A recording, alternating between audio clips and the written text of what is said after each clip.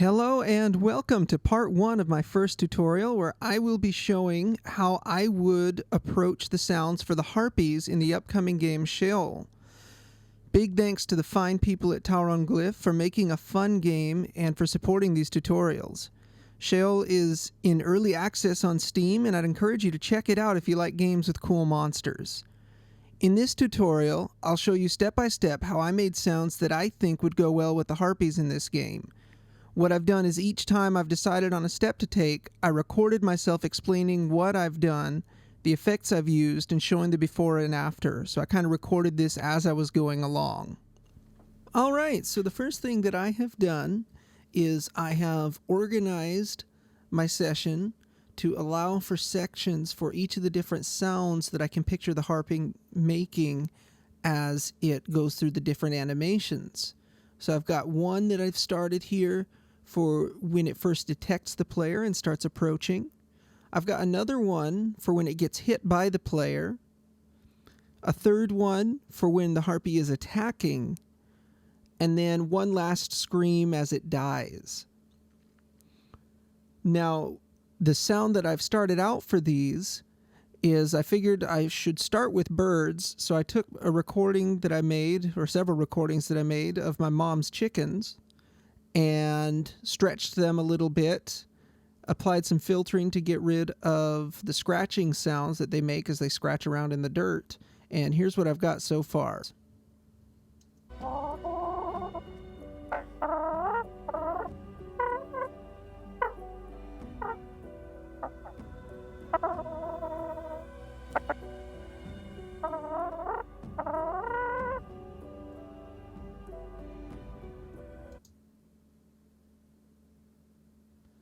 Alright, it sounds pretty silly right now, and it is, and that's part of what makes it so fun.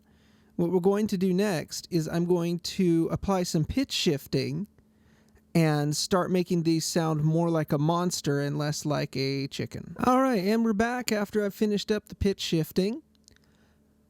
What I did was I pitch shifted these one by one so that I could adjust the pitch shifter to each individual sound. And then I would print it onto each sound before moving on. I just used Reaper's built-in pitch shifter, my first time using it, but I'm pretty happy with the way it worked out. It was the right tool for the job here.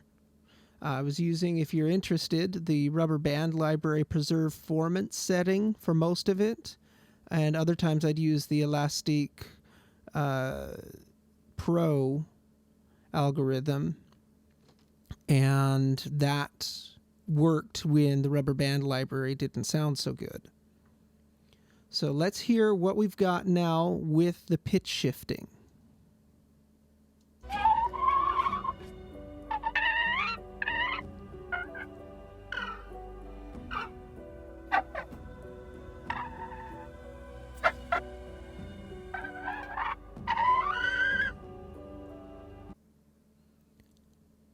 Alright, and so now we can hear that with the pitch shifting, it's definitely sounding more monster-like and more sinister than it did when it was the unaffected or dry chicken sounds.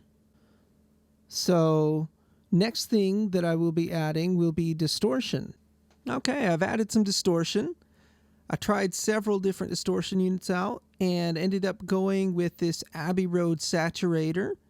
Has a little more light-handed or subtle touch than some of the other distortion plugins out there, but it can get aggressive and nasty if you want it to. For this time, I decided that really what I wanted was to emphasize some of the natural character that was already in the sounds, or whatever was left after the pitch shifting.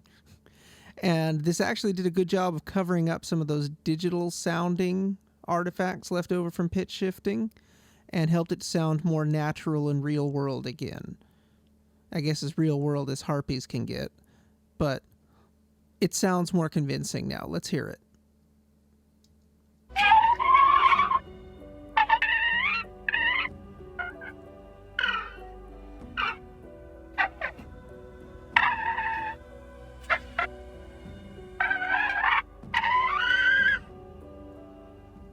Okay, so you can hear that it is sounding more and more monster-like as we go.